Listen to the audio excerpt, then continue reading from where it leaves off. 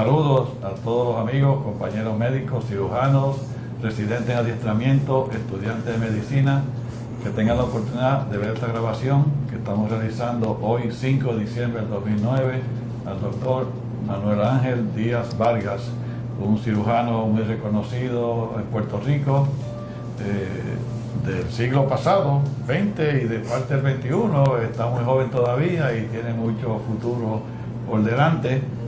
Y esto es parte de las grabaciones que estoy haciendo de los médicos cirujanos más prestigiosos que ha tenido el país, para eventualmente colocar estas videograbaciones en la sección de historia de la medicina de la biblioteca de Recinto de Ciencias Médicas en Río Piedras. Así que, Manuel, gracias por aceptar la invitación de estar aquí. Y pues, como te expliqué, queremos dialogar contigo más o menos una hora de aspectos personales de tu vida, luego los profesionales, las cosas buenas que has hecho, de lo que te sientes orgulloso y muy satisfecho, de las frustraciones, los problemas que hayas tenido, planes para el futuro y cómo tú ves la práctica de tu profesión de la cirugía general aquí en Puerto Rico. Así que vamos a comenzar. ¿Dónde tú naciste? ¿Quiénes son tus papás? ¿Dónde estudiaste? Pues primero que nada, para mí es un privilegio estar compartiendo este ratito aquí contigo. Yo nací en Santurce, en lo que hoy es el Hospital Pavía, que en aquella época era la clínica Díaz García. Vivíamos aquí en la calle Europa, en un segundo piso, en una vivienda bastante humilde. Y mi mamá se llamaba Ángeles Vargas Lausel, era natural de Aguadilla. Mi papá Alejandro Díaz Colón, que era natural de Utuado. Así que en mayo 14 de 1947 nací yo aquí en Santurce. En el Hospital Pavía propiamente. En el Hospital Pavía propiamente. Muy bien. ¿Quién fue el obstetra que te trajo? Desconozco, no me acuerdo. Debe estar escrito en los archivos del hospital. Sí. Muy bien. ¿Y estudiaste dónde? Pues la escuela superior yo la estudié en la Academia de Sagrado Corazón al principio y luego en el Colegio San José, en Río Piedras. De ahí fui a la Universidad Católica, Ponce. En Ponce.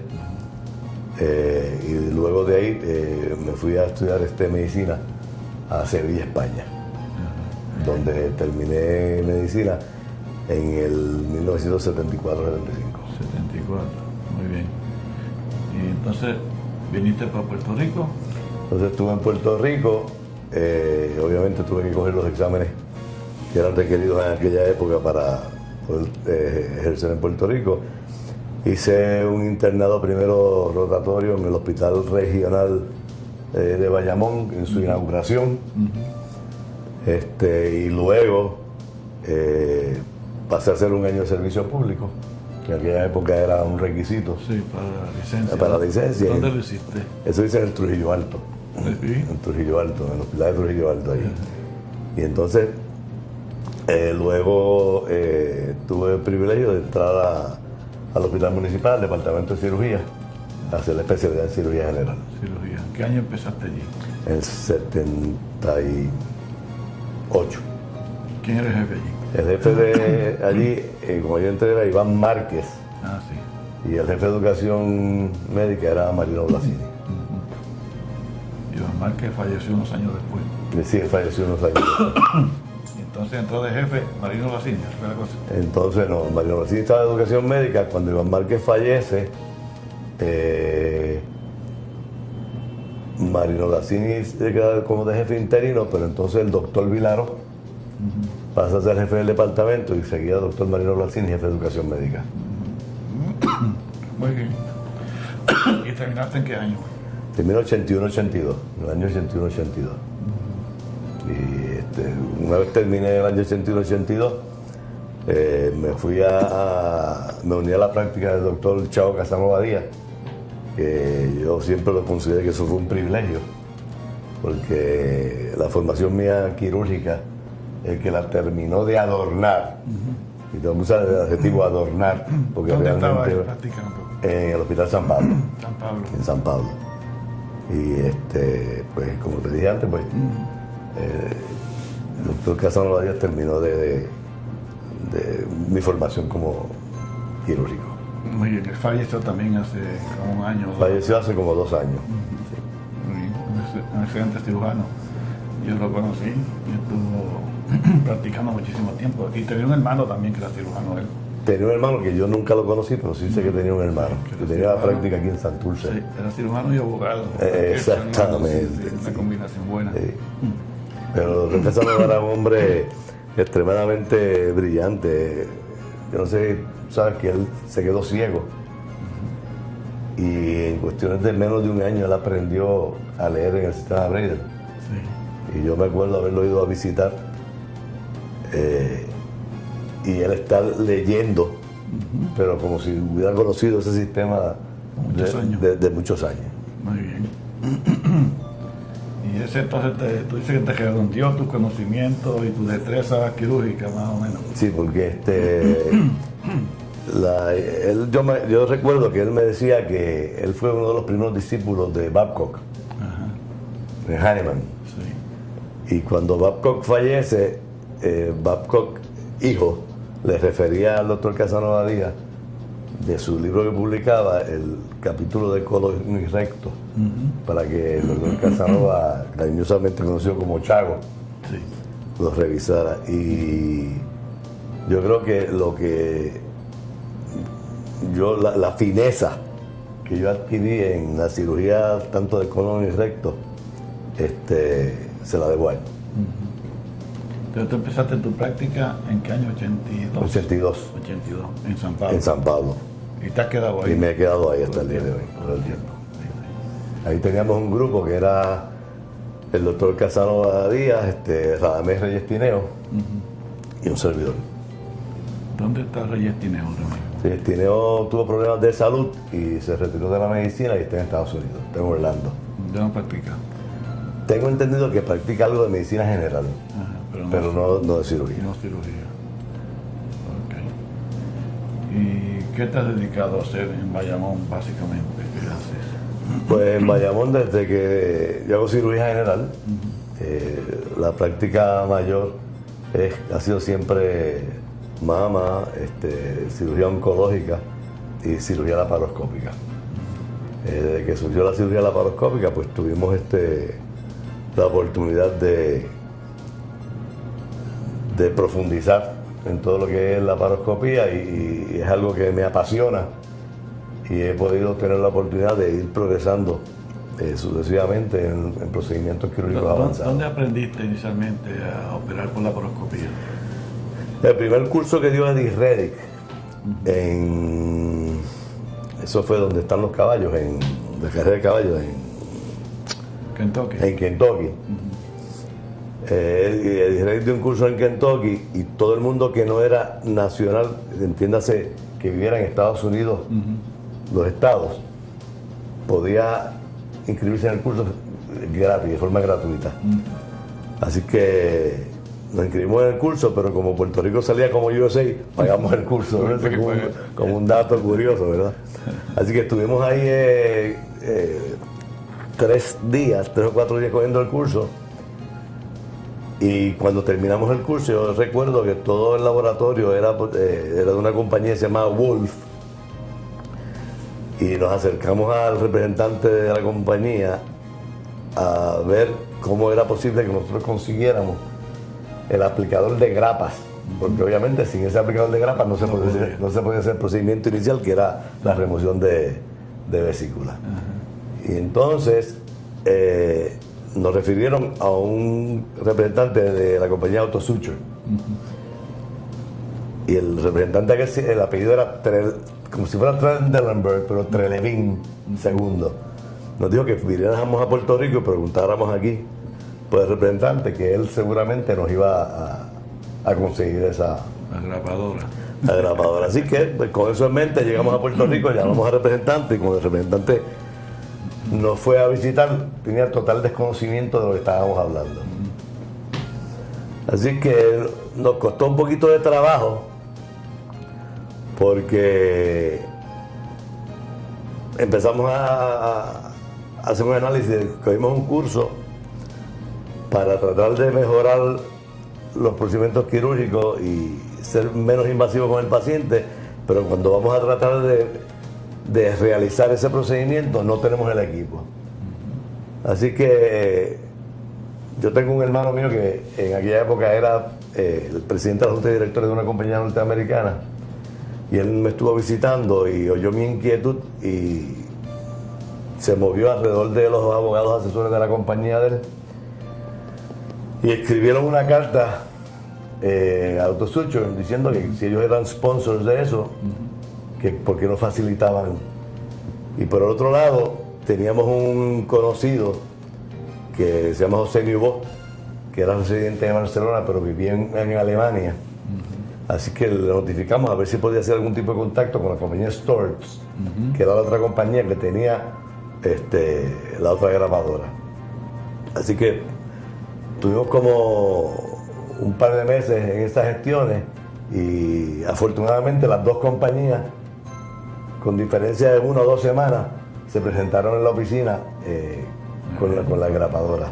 Entonces nos dimos a la tarea de ver a la escondida del doctor Arturo Cadilla de cómo podíamos hacer el primer caso. Responsablemente, la técnica quirúrgica, pues no teníamos que tener a alguien que nos asesorara, pero establecer el neumoperitoneo. Es que no había nadie que supiera más que ustedes, ¿no? Bueno, sí, pero te estoy hablando de reconocer el ducto, etcétera. Sí. Bueno, sí. Pero la deficiencia realmente nuestra era en realizar el neumoperitoneo. Así que, y tampoco teníamos equipo. No tenía insuflador ni... No teníamos nada de eso. Así que hablamos con el doctor Carlos Álvarez. Mucha gente desconoce esto. Y Carlos Álvarez es un ginecólogo que casi toda la cirugía que hace es laparoscópica. Así ¿Y la hacía para esa época? Y la hacía para esa época. Okay. Así es que nos reunimos un sábado con un paciente, que escogimos un paciente delgadito, le pagamos la hospitalización. Y entonces un sábado a las 9 de la mañana, junto con el doctor Carlos Álvarez, el doctor Edwin González Navedo y este servidor, el anestesiólogo se llamaba el doctor Ortega. Y entonces realizamos el primer procedimiento laparoscópico, que nos tomó cerca de 5 horas y media. ¿Okay? Esa fue la primera vesícula para la laparoscopía en Puerto Rico. La primera en Puerto Rico. Obviamente, el doctor Arturo Cadilla se enteró, yo creo que a las 3 milésimas de segundo de haber hecho el procedimiento, y me llamó y me detuvo. Me dijo que no podía hacer ese procedimiento más. Eso fue sábado, eso me lo dijo el domingo. Y me dijo que fuera el lunes a verlo a la oficina. Fui a verlo a la oficina, se sentó conmigo y me dijo que él creía que eso era un procedimiento de excelencia, que la única condición que me iba a poner era que siempre que fuera a hacerlo, por lo menos por los primeros 20 o 25 casos, estuviera el doctor Carlos Álvarez, que es ginecólogo. Pues nos detuvimos ahí cerca de unos cuantos meses sin hacer ningún caso, porque en lo que tratábamos de conseguir un equipo mucho mejor que el que tenía el doctor Carlos Álvarez, al cual estaremos agradecidos toda la vida. Y en aquella época el equipo nos costó cerca de $75,000. ¿El hospital lo compró? No, lo compró Manuel Díaz Vargas y Edwin González Navedo. ¿Edwin González fue también contigo a Kentucky en el sí, curso original? El curso original. Okay. Y operábamos juntos, o sea, de ahí surge la cosa de que los primeros casos del vesícula por laparoscopía, el asistente debiera tener los mismos conocimientos que el que lo estaba haciendo para que hubieran menos problemas. Exacto. Así que en los casos míos el asistente era Edwin, en los casos de Edwin el asistente era este servidor.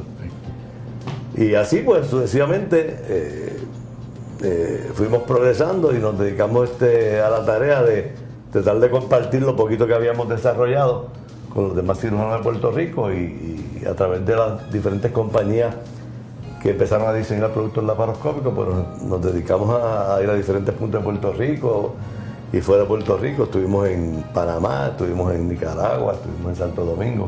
Adiestrando a otro. Adiestrando a otro.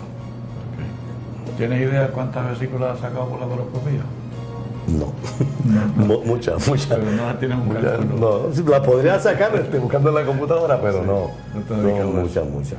Y progresivamente, pues, se fueron pasando los años y fueron desarrollándose otras técnicas, pues nos hemos ido envolviendo en todas esas otras técnicas y ya prácticamente, mientras se puede hacer por la laparoscopía, lo estamos haciendo, incluyendo esofagomiotomías de Heller, esplenectomía, colectomía. Lo que pasa es que hay que saber escoger bien el paciente. ¿En colectomía está con la mano, asistido o completo? Completo por la laparoscopía. Completo por la laparoscopía. ¿Y hernia de esófago también está haciendo? Hernia de esófago también se está haciendo. Sí. Con buenos resultados. Con buenos resultados. Donde hay, pero que eso estadísticamente en la forma abierta también va básicamente lo mismo, en la esofagomiotomía, en la cuestión de recurrencia, ¿verdad?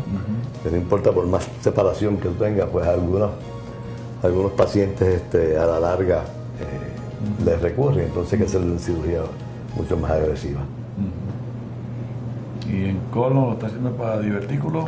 Para divertículo y para neoplasia. Lo que pasa es que el procedimiento de neoplasia es mucho más fácil que el de divertículo, porque cuando hay inflamaciones recurrentes de diverticulitis, pues obviamente la disección es mucho más tediosa y cuando es así, lo que nosotros hacemos es, para identificar los ureteres, tenemos unos catéteres lumínicos, luminiscentes. Y entonces llamamos a uno de los urólogos, ponemos los catéteres, apagamos el laparoscopio, encendemos la fuente de luz, ver los ureteres, y entonces ya una vez los identifica, pues entonces procede. Pero hay casos de diverticulitis recurrentes que es casi imposible, hasta a veces abierto con la mano, hacerlo. Así que lo importante en la laparoscopia es saber cuándo uno detenerse y decir hasta aquí y ya. O sea, conocer la limitación. Sí. ¿Cuándo decidir? Cuándo decir hasta aquí llego y abrirlo o no abrirlo. Sí, muy bien. Y en la laparoscopía, la hernia, ¿fuiste a Estados Unidos a aprenderlo también? ¿La del hiato y todas estas cosas? No, la hernia inguinal, fuimos a Estados Unidos. Y vimos la técnica, hicimos unas modificaciones de cómo colocar y cómo cortar los parchos. Y las fuimos purificando, y las de hiato no fui a ningún curso en particular, pero yo iba por lo menos cada 2 meses con una compañía a Estados Unidos a dar cursos en Miami. Y entonces lo que hacía era que de Miami me iba a Cincinnati, y el laboratorio de esa compañía en Cincinnati estaba a mi disposición, y yo pasé muchísimo tiempo y muchísimas horas, por ejemplo en la fundoplicaciones, con cerdos. Estuve cerca de un mes, por lo menos 3 veces en semana. Me estuve en el laboratorio, y yo creo que realmente lo que hace que uno sea exitoso o no exitoso, tanto en la laparoscopia como abierta, es reconocer las limitaciones. Y si tienes a alguien que tenga un poquito más de experiencia que tú, que lo invites para que esté contigo en los primeros casos, que fue lo que nosotros hicimos. Por ejemplo, yo tengo mucha amistad con Moises Jacobs, de Miami, Juan Lombillo y Gustavo Plasencia. Y los estómagos primero los empezó a hacer Moises. Y entonces yo estuve un tiempo con Moises. O sea que eso hace que uno se vaya nutriendo y vaya reconociendo. Sí. Él vino aquí, Jacob Moses. Sí, él ha venido varias veces. A la escuela de medicina, ahí fue que yo aprendí, en los celdos, a la vesícula, con este señor que vino en los años 80 y pico. Sí. Y Juan Lombillo es un muchacho que es cubano, que él estudió aquí, él estudió ingeniería en el Colegio Mayagüez. Y después estudió ingeniería en el Colegio Mayagüez, estudió medicina, estudió cirugía. Y es uno de los precursores mayores de las hernias inguinales por la laparoscopía.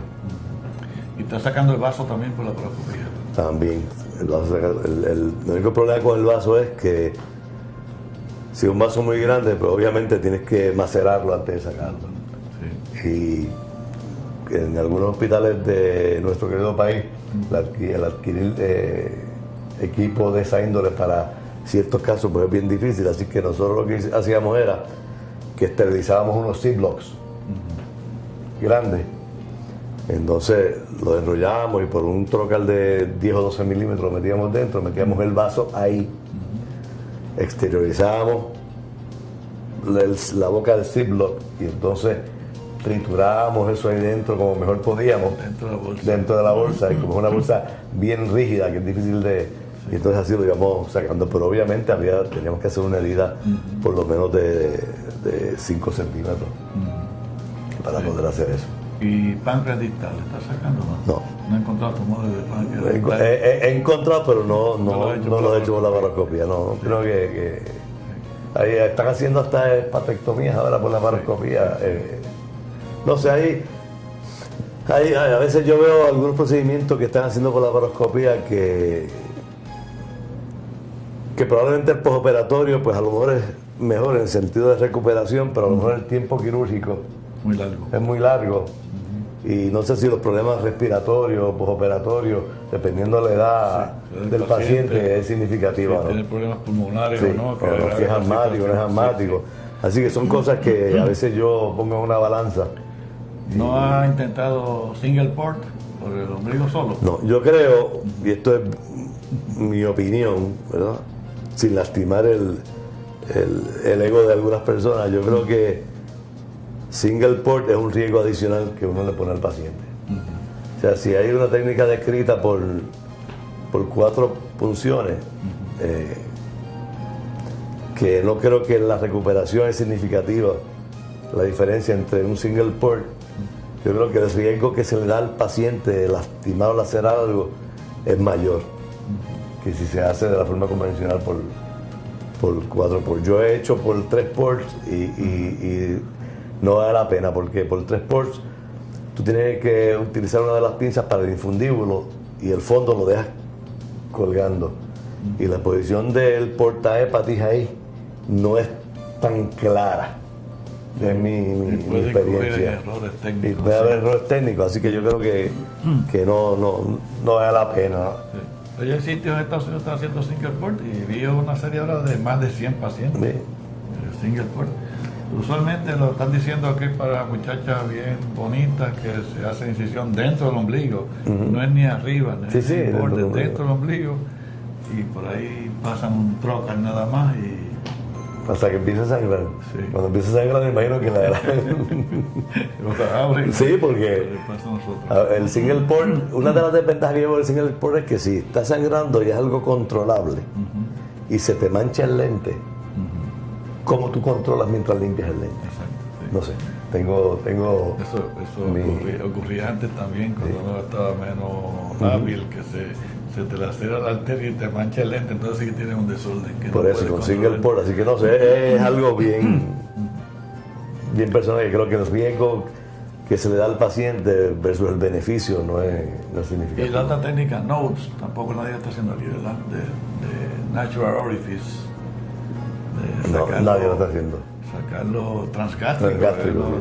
Eso, yo leí un artículo de eso y la morbilidad, o sea, una perforación gástrica para sacar o por el cul de saca abajo de mujeres. No sé si eso realmente va a llegar a algo, ¿verdad? ¿Sabrá Dios? Es posible que llegue si se siguen modificando y mejorando los instrumentos. Pero sí, el cuidado. Eso que dices es cierto, pero uno de los cuidados que uno tiene más cuando hace cualquier procedimiento quirúrgico es no lastimar ninguno de los órganos adyacentes al órgano que estás trabajando. Exacto. Entonces, que están normales. Que están normales, claro. Sí. Entonces vamos a lastimar el estómago para sacar una vesícula, para entonces después cerrar el estómago, para tener ese paciente sin ingerir alimentos por unos cuantos días, o tal vez te hace un hilio paralítico y tienes que tenerlo con un tubo nasal. No sé. A lo mejor de la laparoscopía hace muchos años decían barbaridades y estamos en eso, sabrá Dios si estamos hablando de lo mismo, ¿no? Pero tú sabes que antes era un pecado que se copiara la vesícula abierta y hubiera derrame de virus, y ahora nos pasa continuamente por la se dejan hasta la piedra, que a veces nos sueltan la piedra y no podemos rescatarla y se queda ahí dentro. Pero yo he visto descrito ya hasta por cul-de-sac, saqué la vesícula, vi una descripción de un caso de una enfermera y después tuvo hijos y todo, o sea que no le pasó nada y no tiene cicatriz abdominal alguna de sacar una vesícula, así que el historial ahí tiene que ser bien importante porque no vas a encontrar ninguna cicatriz en el abdomen. Definitivo. Para explicarlo. Y la técnica me gustaría verla porque... Sí. Hay un individuo, creo que es en San Diego, que es experto en esto ya, en nodes, por abajo, en las mujeres. Veremos a ver si eso tiene acogida y que la curva de aprendizaje no sea tan difícil, que un cirujano con habilidades normales, ¿no? Sí, pueda dominar esa técnica. Sí. Sí. Y bueno, entonces, ¿qué más has hecho allí? Entonces ya tú fuiste el pionero básicamente en esta cuestión de la laparoscopía. Edwin González se nos fue de Puerto Rico, ¿no? Sí, Edwin se fue, él está en Lake City, al norte de Jacksonville, en Florida. Yo voy con cierta frecuencia a Jacksonville y cada vez que voy y lo visito. Está muy bien. Ahí perdimos un cirujano y un anestesiólogo. Y un anestesiólogo, de esposa. Que ya no quedamos cirujanos aquí. Sí, eso y anestesiólogos menos. Eso también. O sea que es una pérdida, un anestesiólogo y un cirujano. Sí, son poquitos. Ahí perdimos dos del mismo viaje. Así que, ¿por qué se marchó él? ¿Qué le pasó? ¿Él estaba socio con ustedes? No, Edwin, estamos independientes, lo que pasa es que nos ayudábamos. En los casos difíciles él me ayudaba y yo lo ayudaba a él. Entonces siempre la gente se creía que estábamos en sociedad porque compartíamos caso. Yo creo que Edwin, una de las razones por las cuales se fue es porque, por la razón que casi todo el mundo se va. O sea, la ineficiencia e inefectividad de los planes médicos. El abuso de las reclamaciones de impericia profesional, que no hay ningún coto en eso, y la calidad de vida. Yo creo que básicamente esas fueron las razones. Esos problemas siguen ahí, no se han alterado en nada. La calidad de vida es una cosa bien amplia, muy abarcadora, pero los que tienen niños pequeñitos, de educación, recibir educación mejor, de estas cosas, lo de responsable de profesión médica, pues tampoco se ha progresado gran cosa, así que yo no sé cómo lo vamos a resolver. Pero lo cierto, nos estamos extinguiendo, somos pocos. Sí, el doctor no sé si recuerdas que Gerardo Quevedo, el doctólogo, el colegio cirujano, presentó un papel. Sí. Y yo no recuerdo ahora exactamente cuáles eran las estadísticas, pero creo que él dijo que dentro de 10 años, o un poquito menos, el cirujano más joven de Puerto Rico iba a tener, creo que son 66 o 67 años. Sí. O sea que es algo de uno alarmarse, ¿no? Sí, los números eran, o son todavía cerquita, que quedamos nada más que 179 cirujanos generales, o sea que muchos hospitales no tienen cubierta de cirujanos todos los días de la semana, y eso es un problema grave para la población. Una población de cerca de 4 millones, con 170 y pico, y él les dijo que, recuerdo que él decía que más de 50%, 60%, ya teníamos más de 55 años. Eso es así. Y eso hace como 6 años que él dijo eso. Como 5 o 6 años. O sea que ya esa población sigue envejeciendo. Tiene 61 la población. Igual los cirujanos están más viejos. Cuando en Estados Unidos se retiran, promedio 55 años. Eso es así. Y nosotros aquí seguimos practicando mucho más allá de 55. Así que eso es un problema serio que no se ha resuelto. No sé cómo lo vamos a resolver, ni quién va a tomar la iniciativa de que se ayude a que no se sigan yendo los poquitos que quedan en Puerto Rico. Y entonces tú sigues practicando, pero con un grupo grande ahora mismo en Bayamón, ¿no? Sí, nosotros estamos en el Hospital San Pablo, entonces los 8 cirujanos que vemos allí, hicimos un grupo, una especie de corporación, para entonces darle servicios quirúrgicos al hospital. Y hasta ahora vamos ahora para el 3er año. Y ha funcionado perfectamente bien y no hemos tenido ningún problema en ese sentido de cubierta. Porque ustedes cubren todas las semanas, todos los días, toda la semana, todos los días, guardia, el cirujano de guardia. En cirugía general. y ven todo lo que llegue allí, todos los Pero pacientes. hay algunas limitaciones en cuanto a los pacientes pediátricos. Si un paciente pediátrico de 6 años para abajo, entonces se le refiere al cirujano pediátrico, porque el sistema IMA tiene 2 cirujanos pediátricos. A menos que el cirujano que esté de guardia quiera hacer el caso, pero el acuerdo de la corporación es que nadie haga nada de menos de 6 años.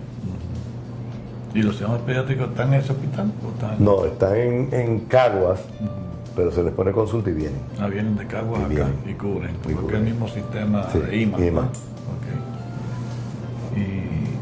O sea, ustedes no son empleados del hospital. No. Ustedes tienen una corporación. Nosotros somos empleados de la corporación nuestra. Ajá, de 8 cirujanos que le dan servicio al hospital. Ah. Y el hospital le paga a ustedes por esos Y servicios. el hospital nos paga a nosotros por el servicio. Y le provee las facilidades de oficina y personal y todo. Sí. Se están construyendo unas oficinas de cerca de 5.000 pies cuadrados, donde todos los cirujanos vamos a estar allí. Obviamente cada cual va a seguir viendo sus pacientes. Lo único que varía es las cubiertas los fines de semana, que el que está de guardia tiene un second call. Y entonces tanto el de guardia como el second call hacen el pase de visita de fines de semana. Y entonces los demás días de semana cada cual le pasa visita a sus pacientes. O sea que realmente es un adelanto en el sentido de que los gastos operacionales de cada uno de nosotros, pues eso van a desaparecer. Ok, el hospital le va a cubrir todo eso. Sí. Incluso los empleados de nuestras oficinas van a pasar a ser empleados Del hospital. del hospital. Muy bien. Y eso va a ser lo único aquí, ¿verdad? No existe en ningún otro sitio. No, en ningún otro sitio. Se me han acercado varios cirujanos de diferentes sitios a preguntarme. Para copiar el modelo. Sería para copiarlo para hacer algo mejor, porque siempre el primero no siempre es el mejor. Se puede mejorar. Creo que sí que se puede mejorar. Pero yo creo que a la larga la medicina va a tener tendencia a hacer prácticas de grupo. Y prácticas de grupo un poquito individualizadas, porque a veces en las prácticas de grupo hay mucho personalismo y casi nunca tienen éxito, pero cuando se respetan ciertas cosas dentro de las prácticas de cada uno, yo creo que debe funcionar perfectamente bien. Y el arreglo económico ahora, usted está satisfecho y la administración del hospital también está satisfecha con lo que el arreglo que tienen Sí. económico y de cubierta y de todo. Sí, sí, eso es así. ¿Están contentos? Muy O bien. sea, el arreglo económico es un arreglo que tanto los cirujanos como el hospital, lo peor que puede pasar es que salgan igual.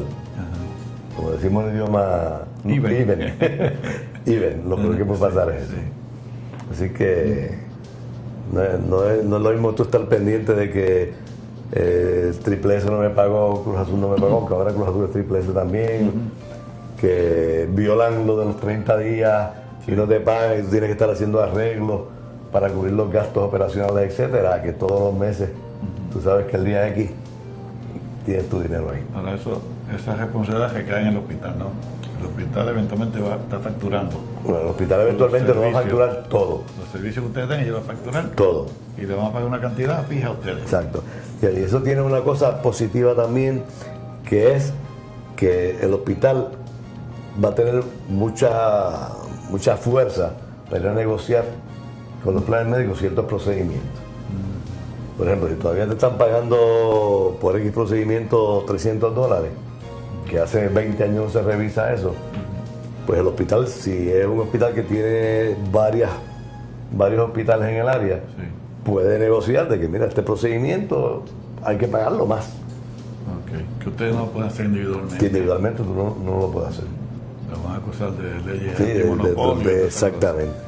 Sí, el hospital tendría poder, prácticamente si tiene 3 o 4 hospitales. Por eso, y entonces obviamente por los ingresos del hospital mejoran, y al mejorar los ingresos del hospital, si se pasa de lo acordado, 1% es del grupo y otro % es del hospital. Eso está previsto. y Eso queda está todo escrito en plasmado blanco y negro, sí. Muy bien. Es un arreglo. Cada 3 años se revisa el contrato. Ajá. Muy bien. Es un arreglo único y parece que está todo el mundo satisfecho. Hasta ahora, gracias a Dios, todo el mundo está satisfecho. Qué bien. Puede haber su problemita, ¿verdad? Como siempre lo puede haber entre el mismo grupo.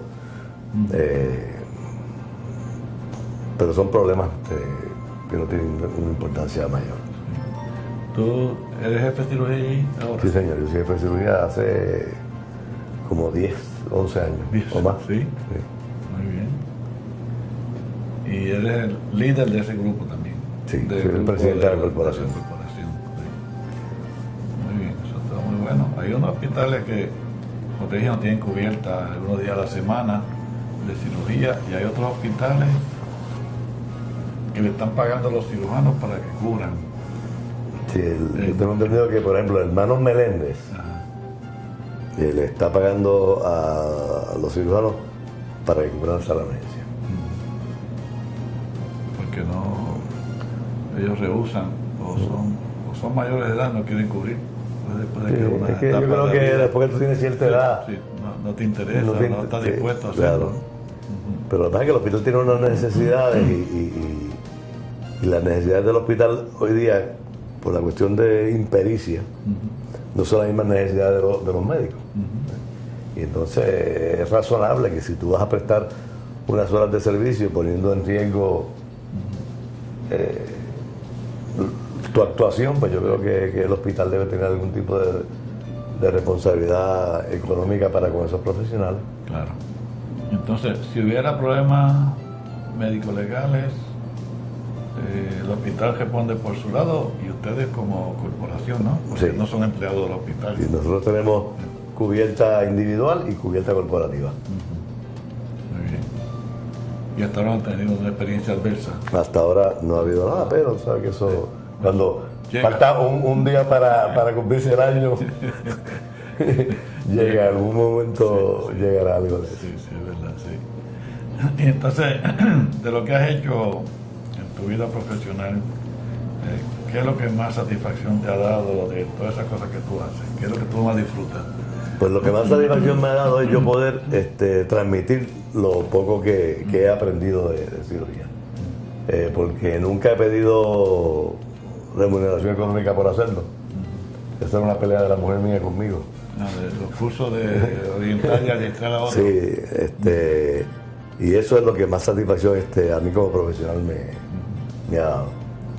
Los lugares que has ido a... Sí, y saber que estás aportando algo a la comunidad médica. Sí, pero ya lo de la paroscopía se ha Sí, ya eso...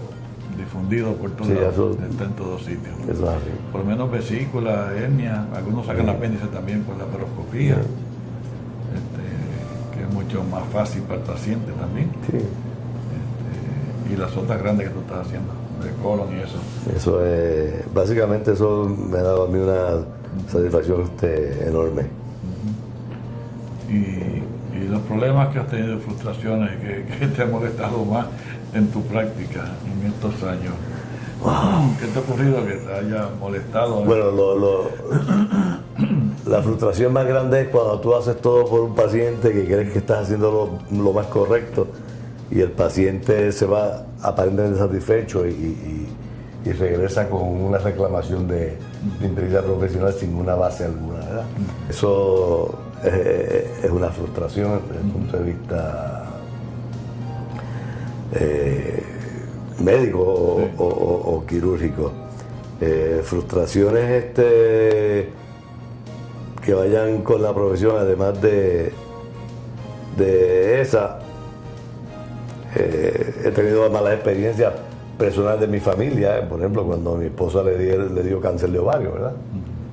Que no es de cuestión quirúrgica, pero es médica y obviamente pues eso impacta a uno de una forma que hay que pasar por eso para uno saber que eso es así. Exacto. Pero básicamente yo he sido un afortunado en la medicina. He tenido muchos logros, compañeros excelentes. Nunca me he sentido ni rechazado por nadie, a pesar de que no soy miembro activo del Colegio Americano de Cirujanos. Al contrario, siempre he tenido he sido privilegiado en el sentido de que me han invitado a dar papeles y conferencias, o sea que... Pero pertenece al Colegio Americano, ¿sí? Yo pertenezco board eligible, pero... Como miembro del colegio. Sí, pero... Pero no estás en puestos administrativos ni nada. Ni aquí tampoco. No. ¿Vas al capítulo de aquí o no? No. Voy a las convenciones y a la... Sí. Igual que las de Estados Unidos. Igual que las de Estados Unidos. Así que frustraciones, básicamente, muy pocas desde el punto de vista quirúrgico. ¿Y el hospital donde practicas ahora te provee, después que pasaste por esa etapa inicial de conseguir el equipo para la laparoscopía, ahora tienes todo el equipo que requieren tus operaciones o a veces te... Bueno, como esos son equipos que ya son básicos, ¿verdad? Sí. Y que los utiliza tanta gente. Sí. Proveen. Lo que pasa es que uno está acostumbrado, eso es como que tú estás acostumbrado a vivir en Garden Hill y te muden al barrio Manueco, tú sabes. Sí. Si tú has vivido toda la vida en el barrio y te mudas, pues es fácil volver para atrás.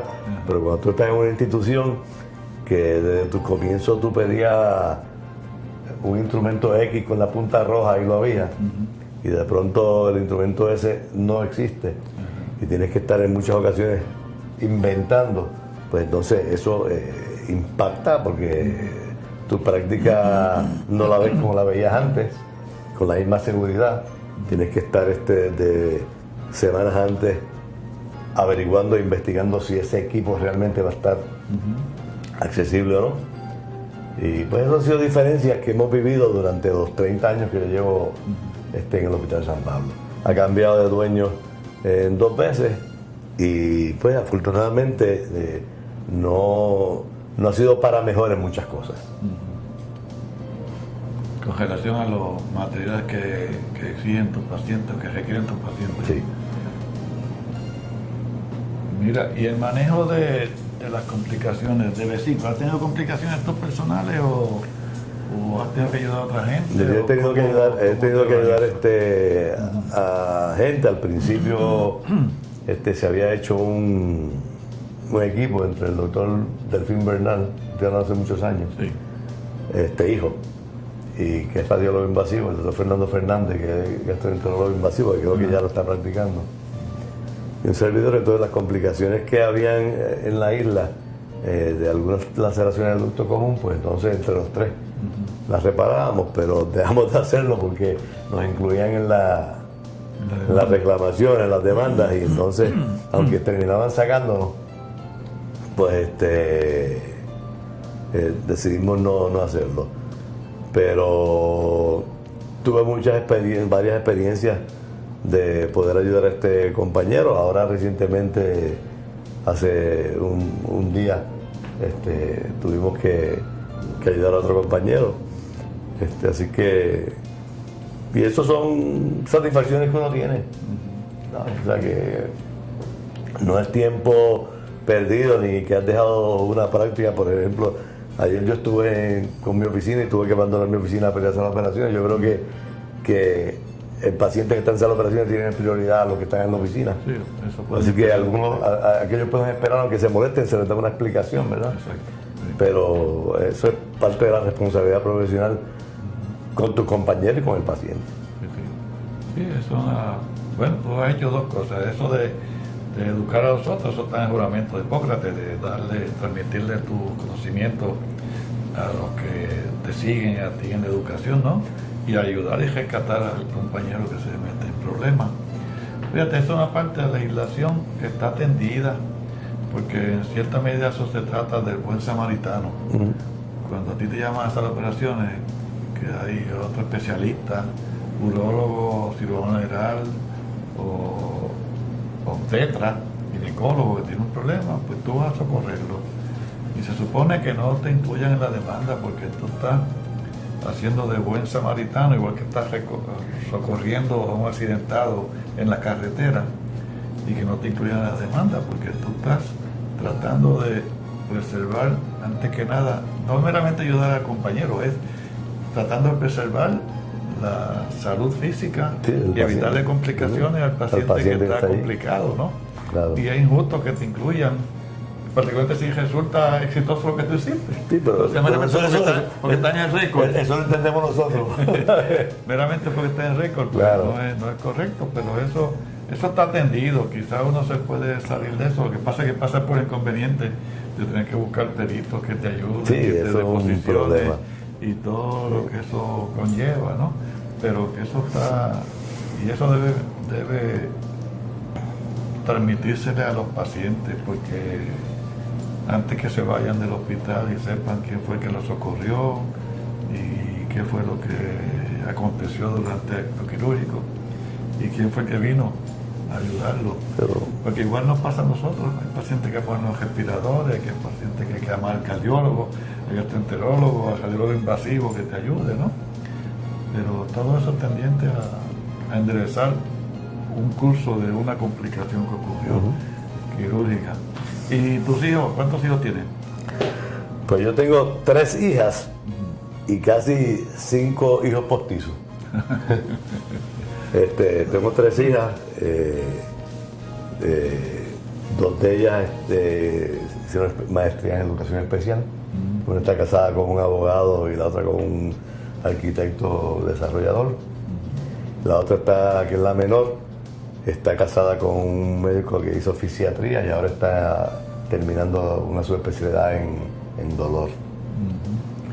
Y los otros 5 son 5 sobrinos que quedaron sin papá y sin mamá en una etapa bien joven por el historial de cáncer de seno que hay en la familia de mi esposa. Y entonces con mucha satisfacción y mucho orgullo pues los cogimos, y de eso pues hay un ginecólogo, un veterinario, un ingeniero eléctrico que está en Toyota, en Cincinnati, en la fábrica, un ingeniero de computadora que está en Fort Lauderdale, y uno que está haciendo radiología invasiva en Ohio State ahora. De esos 5. Así que no me dio demasiado papá Dios porque sabía que algo de eso iba a suceder, y ahí estamos, echando para adelante. Y mencionaste que tu esposa se enfermó, pero salió bien y está bien, ¿no? Sí, hace 2 años y medio está en remisión completa. Lo operaron y todo salió bien, sí. ¿Y cuántos nietos tienes? 6. 6. Sí, ¿De los 3? No, de las 3. De las 3, la que yo se acaba de casar uno hace poco. De los 5 adoptados, ¿no? Entonces tengo, de la mayor tengo 2 varoncitos y una nena, de la segunda tengo una parejita y de la más pequeña tengo un varón que tiene 1 año y 4 meses. Y entonces, ¿cuáles son tus planes para el futuro inmediato o lejano? ¿Qué tú quieres hacer, lo que vas a hacer, lo que planificas? Pues poco a poco uno va restringiéndose en la cirugía, ¿verdad? Ya yo estoy tratando de no trabajar 2 días en semana, y trabajar 3 días. Pero yo tuve la oportunidad de hacer una especialidad en endoscopía flexible hace muchos años, y estuve en Sloan Kettering Memorial con Peter Bircher, que en aquella época era jefe de gastroenterología de allí, y entonces después estuve en New Jersey con el primer discípulo de Sinja, que se llama Xavier Victor. Así que logré certificarme en endoscopía, y a pesar de que no hago tanto como al principio, pues probablemente con el mismo grupo en que estamos, pues según va pasando el tiempo va a ser menos cirugía y más endoscopía, pero yo creo que los cirujanos nos tenemos que quedar ligados de una u otra forma a esto, porque es lo que vivimos con pasión, ¿verdad? Yo tengo un hobby que son los caballos de paso fino, pero mi pasión es la cirugía. Pero en el hospital que tú estás, San Pablo, hay un grupo de gastroenterólogos, ¿no? Sí, allí hay como 8 gastroenterólogos. Que tiene una cubierta amplia. Sí, al principio no veían como que un cirujano estuviera haciendo endoscopía, pero como yo pertenezco a la misma sociedad americana de ellos, el ASG, o sea, y hay que estar certificado para pertenecer a eso, pues no hay problema. Y según llegan a venir, vinieron nuevos, pues entonces eso lo lo aceptan claramente. Muy bien. Entonces, del hobby, ¿tienes hobby de caballo De caballo paso fino. fino? ¿Hace tiempo tienes ese hobby? Sí, hace como 12 o 13 años. Sí. Tengo una cuerdita y media en Río Grande, en un sitio que se llama Carabalí, con una casa que es donde yo me escondo. Y pues disfruto de eso allí con mi esposa y los nietos, que son los que están ahora Que van para allá. metiéndose ahí en los caballos. Muy bien. ¿Y hacen competencia de...? Sí, hay competencia de paso fino. En Puerto Rico hay muchas entidades de paso fino. Hay competencias con mucha frecuencia. Muy bien. Eso es un buen hobby, es caro, ¿verdad? Es caro, pero yo no bebo, no fumo. Está bien, entonces invierte el dinero. Algo tiene que hacer uno. Que te sobra, invierte. Y eso es lo que uno se lleva cuando... Es bien sano, eso, Sí, es eso bien es, sano. ¿No? y la familia la disfruta completa. O sea, en una ocasión yo pensé quitarme y entonces el nieto menor cogió una pasión por los caballos y entonces con 4 años formó parte del equipo nacional de Puerto Rico de paso fino, así que uno vuelve como a vivir eso, ¿verdad? Sí, sí. Y entonces pues no me quité. ¿La hacienda Carabalí es tuya o es que...? La hacienda Carabalí es de Ramón Díaz, que dicen Moncho. Ajá. Son 650 cuerdas Sí. de terreno y él las dividió. Y entonces cada cual ha ido comprando terreno. Lo que pasa es que es una finca que está cerrada, que tiene una seguridad bien buena. Tú posees un lote allí Tú para... pones un lote, tú haces tu caballos. casa y haces tu Tienes una jaula. casa allí y todo. Sí, sí, a tu orden. ¿Y cuántos caballos tienes? 10. 10 caballos. Sí. Y eso ustedes lo reproducen y... Sí, dentro de esos caballos hay unas yeguas de cría que pues, uno las empieza a preñar de diferentes padrotes y con esos potros, ¿verdad? Como las cosas tan difíciles ahora, pues no se vende nada, ¿verdad? Pero haces unos cruces y te diviertes y los ves y los vendes y si no los regalas. Sí. O sea, que eso es... Muy bien. Yo iba a esa hacienda hace muchos años. Porque Gutiérrez, Víctor Gutiérrez, Víctor era parte de esa. también Sí. tenía caballos allí. Yo creo que fue hasta, o la familia de Víctor fue dueña de esa finca originalmente. Sí, exacto, sí. Y entonces yo iba allí con muchachos míos cuando eran más jovencitos, ya están mayores, pero conocí esa hacienda. No, y ahora aquello está bien bonito, lo han puesto muy lindo, muy lindo, muy lindo. Y hay un montón de fincas allí privadas ya, dentro de eso. Muy bien. Y entonces mencionaste un poquito de responsable profesional que no ha tenido grandes problemas, ¿verdad? Bueno, con la corporación no hemos tenido grandes problemas. A nivel personal, yo creo que en los 30 años he tenido probablemente 5 reclamaciones, que hasta ahora ninguna ha progresado, ¿verdad? Muy bien. Pero siempre molesta. Sí, sí, sí. Es un motivo de frustración. Sí, siempre Bueno, uno molesta. pasa por las etapas. No, ahora a lo mejor llega ahorita y te muestra la gaveta porque dice que otro, tú sabes, Sí. es que yo siempre he dicho que es más fácil hacer dinero demandando médicos que jugando a la lotería. Eso es verdad. Y algunos se dedican a eso, pero Sí. hay que trabajar con eso también. Pero fíjate que individualmente los pacientes están satisfechos con su doctor. Usualmente. Son muy poquitos los que realmente tienen alguna animosidad. Yo te diría que de esas reclamaciones, ninguna ha sido de un paciente que se sienta conmigo en la oficina. Ajá.